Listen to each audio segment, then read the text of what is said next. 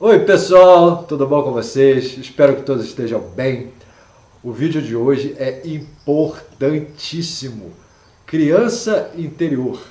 Por que é importantíssimo? Eu digo até que seria fundamental, porque a gente não consegue fazer uma mudança íntima sem conhecer a nossa criança interior, sem ter o contato com essa nossa criança interior. A gente não consegue se transformar sem ter esse contato com a nossa criança, conhecer essa nossa criança interior. Para isso, o vídeo é de uma responsabilidade tão grande e tão íntimo, profundo, que eu pedi a ajuda da doutora Mônica. Eu falei, vem para cá fazer isso junto comigo. Tudo bom, Moniquinha? Tudo bem. Gratidão por estar aqui de novo com a gente. Eu que agradeço. Fala um pouco aí da criança interior pra gente. Tá. Eu vou... Bom, primeiro gratidão, né, pela confiança. Eu espero poder contribuir aí para vocês para esse processo, porque de fato, né, a gente inclusive está escutando muito se falar sobre isso, sobre criança interior, né? Exatamente. Então, eu acho que é legal mesmo a gente refletir sobre isso, né, e de repente isso pode contribuir mesmo para o processo de cada um. Assim, né, primeiro eu vou tentar fazer uma explicação, né, assim mais ou menos de como eu compreendo esse processo. Porque muita gente nem sabe o que é criança sabe, interior. exatamente. Né? Então assim, como o Guga já falou em outros momentos, né, eu venho da psicologia, então se a gente olhar, né, a psicologia e a pedagogia sempre colocam como a importância da criança, né, no desenvolvimento psicoemocional, sexual da criança nesse período de 0 a 6 anos, né? Então, assim, por que esse período é tão importante? Por que as terapias ficam voltando atrás? Por que para a gente, de certa forma, entrar em contato até com as nossas sombras, né, que foi o tema do vídeo passado, a gente precisa acessar as nossas dores mais profundas. O que são essas dores mais profundas? Esse período, por que esse período de 0 a 6 anos é tão importante? Porque é um período em que, primeiro, a gente ainda está muito conectado com o mundo espiritual. Né? Então, no mundo espiritual, como, né, a gente vem, né, a Guga vem trabalhando aqui, a gente não tem essa dualidade que a gente vive aqui. Né? Então, no mundo espiritual, a gente tem uma integração maior. Então, a criança, ela chega aqui no planeta Terra, e aí assim, né? O mistério, por que a criança, por que a gente escolheu vir para a terceira dimensão, eu não vou, né, nesse momento não interessa isso. Interessa que a criança chega de uma experiência integrada e vem para cá, para essa experiência que, por incrível que pareça, a gente precisa separar para depois a gente integrar de novo. Esse seria o processo. Então, a criança chega aqui, e aí a psicologia fala muito disso, a pedagogia também, numa relação de simbiótica com a mãe. Não é isso que a gente vê né? Então a criança, ela não tem uma relação de separatividade com a mãe. Né? Então a gente chama até isso de um certo egocentrismo da criança. Que na verdade é isso, a criança ela está super aberta, então ela tem uma conexão profunda com a mãe e com todas as pessoas em torno dela. Então o sentir dela é muito mais aguçado, porque ela não tem ainda o cognitivo amadurecido. Então tudo que chega para ela, chega direto no emocional dela. Então por isso que essa etapa da vida, a gente absorve tudo sem nenhum filtro, zero filtro. E o que acaba acontecendo, como a criança vivencia essa experiência de unidade com o adulto que cuida dela, né? Ela sente que ela é responsável por muitas coisas que ela sente ou que passa por ela, por isso que fala que é um período de egocentrismo. Não é exatamente de egocentrismo, é porque a criança sente. Então, se a mãe está triste, ela vai sentir aquilo de alguma forma, né? O que tiver... Quer falar alguma coisa? Não, é que dentro da doutrina espiritual, eu fui ensinado que é do 0 aos 7 anos. Isso, 0 a 7. Na psicologia até os 6? 0 a 7. Eu falei errado, eu falei 6, tá, 0 a 7. Até porque com 7 você já começa a ler e escrever. Tá. Essa ligação com a mãe, ela pode ser também com o pai? Sim, aí assim, né? Ou por afinidade? Eu acredito, né? Assim, na psicologia, principalmente freudiana, a gente vai falar dessa conexão mais com a mãe, né? Com o pai ele entra depois, tal. Mas o que eu vejo, né? E aí de observação mesmo da vida e da clínica, é que é com quem a criança se conecta. Às vezes é uma avó, né?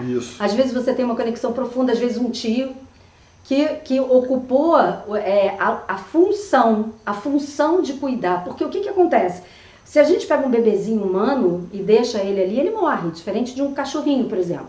Então, a gente tem, de fato, é real, é biológico, uma necessidade, uma dependência emocional desse adulto que cuida da gente, né? Então, o que acontece? A criança, ela vivencia isso dessa forma, assim, né? Captando tudo aquilo que vem ali desse círculo familiar dela, só que sem filtro nenhum, então aquilo entra para ela de uma forma polarizada, certo e errado. Minha mãe me ama, minha mãe não me ama, né? Então a criança, ela vive essa experiência até os 7 anos, aí obviamente que isso é um processo, nos 7 anos a criança começa a ler e escrever. Quando você começa a ler e escrever, você já está com o seu cognitivo um pouco mais organizado. Então você começa o quê? A começar a entender o passado, o presente, o futuro, né? Aquelas historinhas infantis que vão trabalhando o cognitivo da criança. Na medida que a criança vai amadurecendo, ela vai podendo compreender, por exemplo, minha mãe está triste hoje. Mas é porque ela teve um problema no trabalho. A criança consegue já, né, o jovem, o adolescente, a criança maiorzinha, ela já começa a ter essa compreensão. E aí ela começa a compreender que ela é e a mãe é outra pessoa. E todas essas pessoas que cuidam... Só que, até ela chegar nesse momento, ela criou, né, imagens dentro dela, imagens de identificação, imagens de dor, de sofrimento, até de alegria, enfim. De certo e de errado. Até esse julgamento ainda não, de sentir.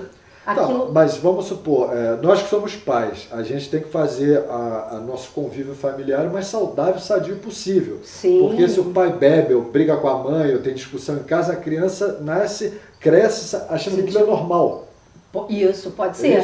Porque o julgamento, ou normal, ou ela sente o sofrimento e ela pode se sentir, eu não sou suficiente, né? Eu não sou, o meu pai bate na minha mãe, por exemplo, e eu vejo aquilo como, nossa, eu não posso ajudar minha mãe, né? Então eu sou fraco, por exemplo. Isso, e você cresce, e aí é o que a gente chama das crenças limitantes, né? São essas verdades, entre aspas, que a gente, quando criança, estabelece pra gente. Então, só que essas verdades, elas são verdades construídas num momento da vida que a gente não tem o cognitivo elaborado. Então ela está no sentir.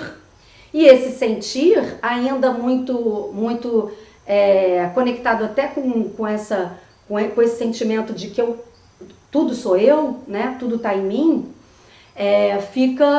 não necessariamente retrata uma realidade. Claro que a gente sabe que a realidade é construída também e que todas as experiências que essa criança captura são as experiências que ela vai precisar trabalhar na vida dela. Porque você pode ter 2 irmãos, por exemplo, sente que o pai batia muito quando ele era criança. O outro, o pai conversava muito quando ele era... Qual é a verdade? Né? Então esse pai, ele é um pai para cada um. Né? Como cada um, ele é o mesmo pai, só que cada um captura um aspecto desse pai, por quê? Faz parte daquilo que ele veio aprender, né? Então a gente tem que levar em consideração que a gente aqui, né, nesse planeta, a gente veio para aprender, né? A gente está aqui para aprender essas experiências desse sentir. Então, isso aí, essas crenças, essas verdades que a gente traz pra gente nessa idade, como é uma idade que a gente não tem muita lembrança, mesmo que tenha, são lembranças às vezes um pouco, né, de uma foto que viu, ou de alguém que contou, né? Fragmentos. A gente coloca no nosso inconsciente, né? Isso. Então, isso que está no inconsciente, você deixa lá no porão, né, no seu lado sombrio, e você vai crescendo. Só que aí, o que acontece? A pergunta, Mônica, mas como é que eu sei que isso é da minha criança interior? Ou como é que eu identifico? Você não tem que voltar lá de 0 a 7 anos para poder perceber isso. Como é que você percebe isso? Quando você sente uma raiva absurda de determinada situação. Quando você se sente, por exemplo, né, você chega num lugar e de repente uma pessoa não falou com você. Nossa, você fica muito magoado, você se sente desamparado, você se sente desprotegido, né? Então todos esses sentimentos que deixam a gente instável, profundamente instável emocionalmente, é a nossa criança interior que está no comando, né? Então... Ficou claro, agora ficou claro. Ficou claro? Agora ficou claro. Então, o que acontece aí, né? Qual é o processo? Só que a gente não sabe disso, né? Então a gente vai lá, briga com a pessoa, ou fica deprimido, fica mal, se sente que ninguém ama. A gente não faz essa conexão, né? Porque a gente ainda não está no processo de autoconhecimento. Quando a gente começa o processo de autoconhecimento, o que a gente tem que fazer? Lembra que quando nasce a criança está lá, né, colada, e aí ela faz esse processo de se separar para poder crescer, né? E aí tem até algumas etapas. Na primeira etapa ali na adolescência, a criança fica muito rebelde, ela quer ser o oposto dos pais, porque ela começa a sentir que aquilo tudo que ela achava que era ela não é tão ela, que o pai também é isso, a mãe é aquilo, aí começa um monte de julgamento. Aí depois você quer ser o oposto, não quero ser nada, minha mãe me bota branco, eu quero botar preto. Isso ainda não é um processo que a gente chama de individuação, né? O processo de individuação é quando a gente pode aproveitar umas coisinhas do meu pai, vou aproveitar umas coisinhas da minha mãe, vou jogar umas coisinhas fora e vou me constituir, né? E aí, óbvio, do tio, da avó, né? Eu não vou ser igual ao meu tio, mas eu tenho algumas coisas nele que eu acho legal, agora tem outras que não tem nada a ver comigo. Então, quando a gente começa a conseguir fazer isso, a gente está nesse processo de amadurecimento, de autoconhecimento. Então, quando a gente está nesse processo do autoconhecimento, a gente começa a perceber que algumas coisas não fluem, né? Algumas coisas não... A gente já está adulto, a gente já entende que alguns problemas eram do meu pai, mas algumas dores, elas não conseguem se deslocar, né? E aí, o que acontece? A gente precisa fazer um processo que é o seguinte... A gente precisa começar a fazer essas... Porque nesse momento está tudo misturado dentro da gente. A gente não consegue identificar o que é a nossa criança interior e o que é o nosso lado adulto, né? Por isso que a gente está fazendo esse vídeo. Então, como é que eu começo a fazer? Então, vamos dizer assim, são 3 momentos nesse processo. O primeiro processo... A chave é essa. Chave do mecanismo, para a gente poder chegar. Primeiro você vai ter que descolar da sua criança. Você vai ter que perceber que dentro de você existe uma criança e um adulto.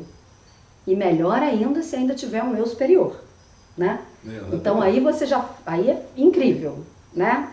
Então você primeiro faz esse deslocamento. Eu preciso descolar essa criança de mim, de mim adulto. Então eu tenho que realizar que eu tenho dentro de mim um aspecto infantil, a minha criança ferida, isso é bem importante, e o adulto. Essa criança ferida, ela quer um adulto que, como uma criança, quer um adulto que acolha ela, que escute ela, que compreenda ela, que aceite ela.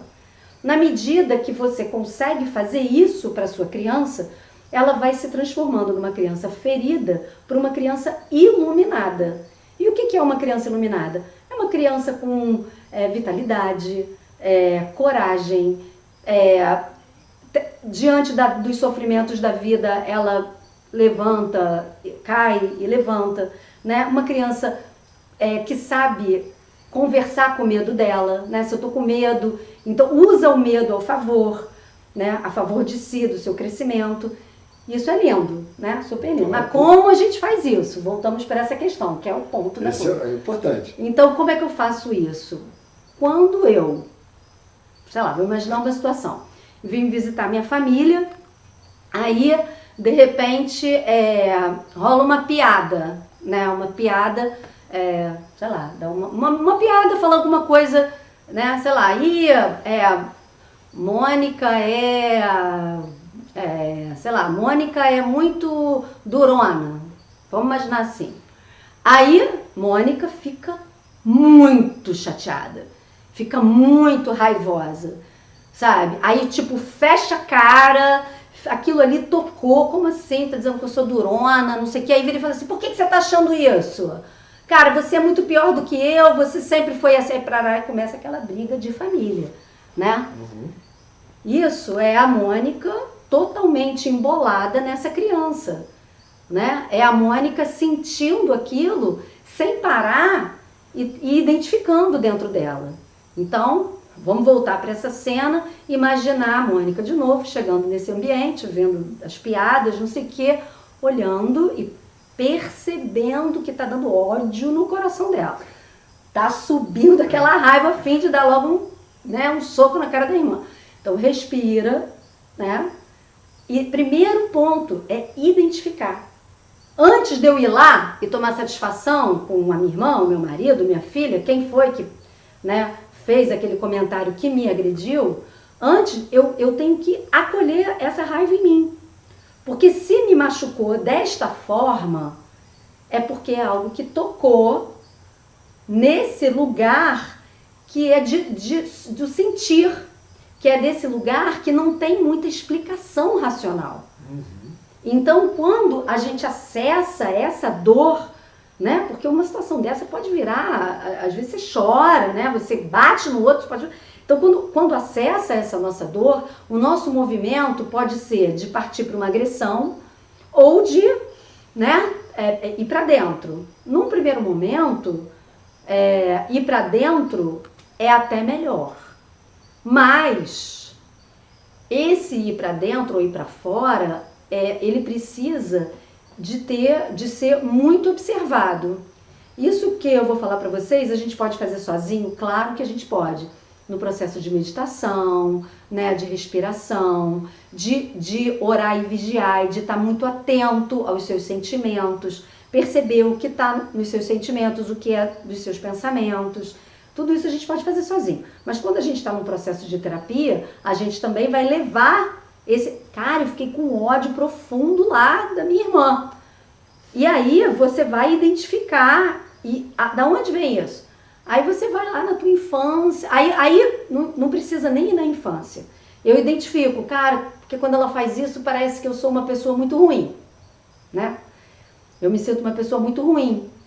Aí você vai acolher, mas o que é esse sentimento de você ser ruim? Né? Você vai fazer com você o que você faria com uma criança. E aí, às vezes, é até importante a gente estudar um pouco, né? Hoje em dia tem pedagogia positiva, vários estudos que ajudam a gente a cuidar da nossa criança-filho, e não só da nossa criança-filho, mas da nossa criança interior também. Porque o que a gente precisa fazer é aceitar, sabe? É ter amorosidade. Então, você ali, isso é você ali com o teu conversa com você. Pô, eu tô sentindo essa raiva, eu tô sentindo essa mágoa. E você vai respirando isso. Até que você identifica, poxa, minha irmã realmente ela só fez uma brincadeira sem graça. Né? Tudo bem, mas isso me machucou porque eu ainda me sinto, sei lá, imatura. Eu ainda sou rígida em alguns momentos porque, sei lá, eu quero provar que eu sou adulta. Aí você identifica, né? E nesse processo de você identificar, aí você volta lá para sua irmã e fala, pô, essa brincadeirinha aí, hein, foi legal, tá, né? Que me fez eu sacar. Ou você só fala, pô, irmã, às vezes eu sou rígida mesmo. Você não tá mais no ódio. Porque você, dentro de você, às vezes, obviamente, que isso vai demorar 2 anos, né? Para você conseguir fazer e entender isso tudo. Vai brigar, às vezes mesmo você... Já tendo essa consciência, você escorrega. Por quê? Qual é o que está por trás disso aí?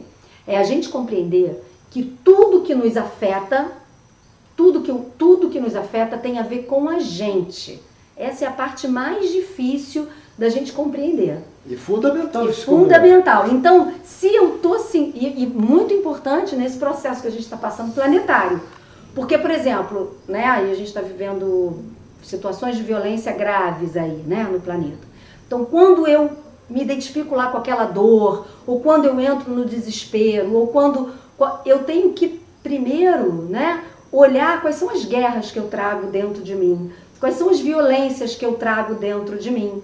Porque quando eu consigo perceber isso que é dentro de mim, eu tenho a possibilidade de olhar para fora com outra compreensão, estabelecendo uma relação mais madura diante daquilo, compreendendo as forças que estão atuando naquilo ali, e o que é meu e o que é daquilo ali. Então, o que realmente eu posso fazer nessa situação?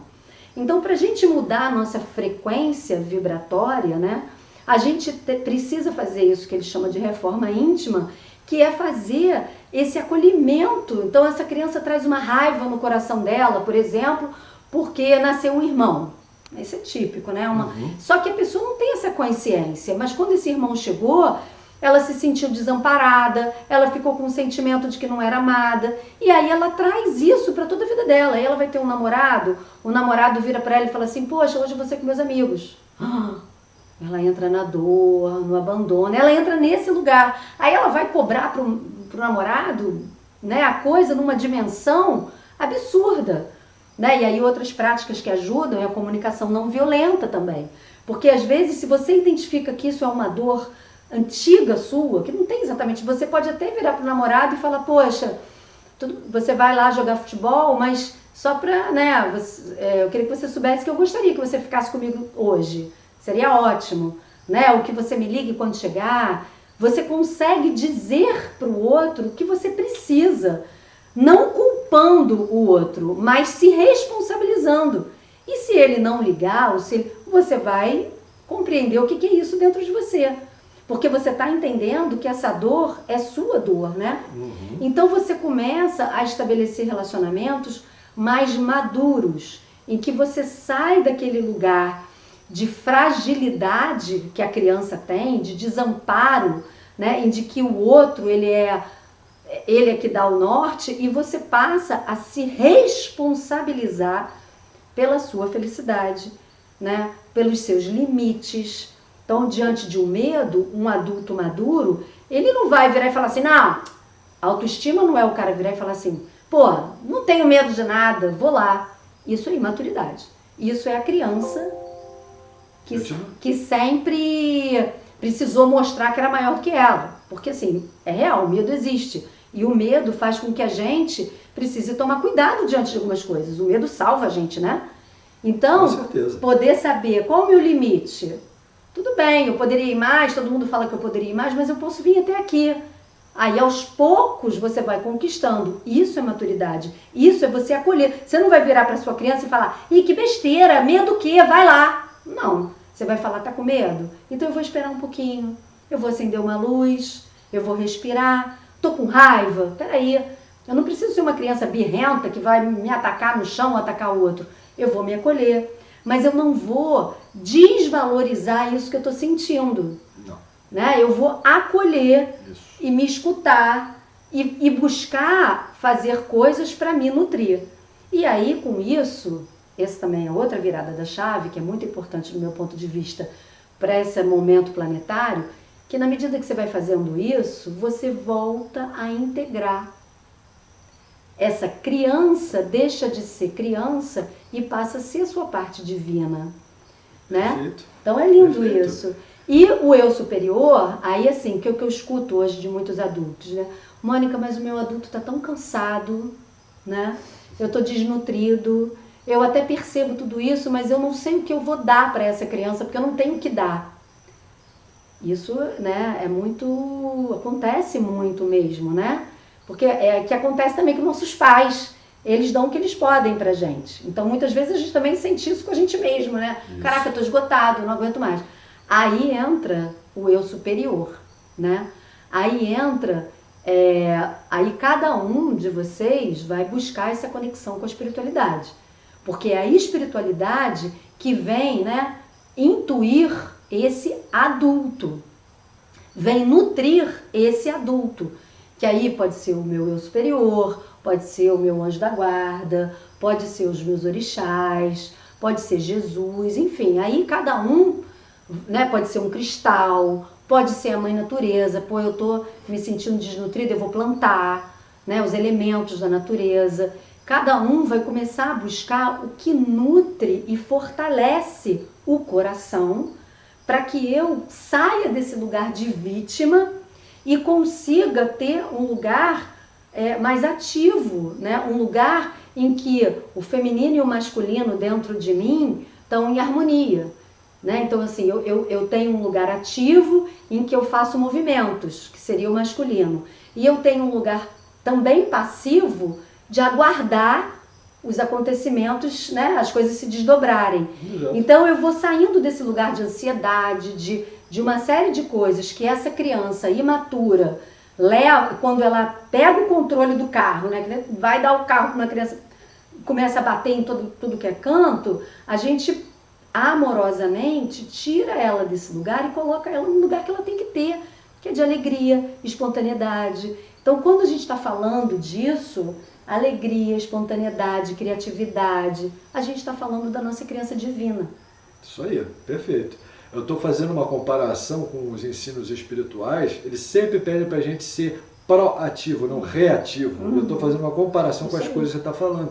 A pessoa simplesmente reage e se sente agredida, Exatamente. mas na verdade não foi. Ela está se autoagredindo. É mais ou menos por aí, né? Exatamente. Não, mas isso aqui que eu estou trazendo vem, né, dos ensinos mesmo da espiritualidade. Né?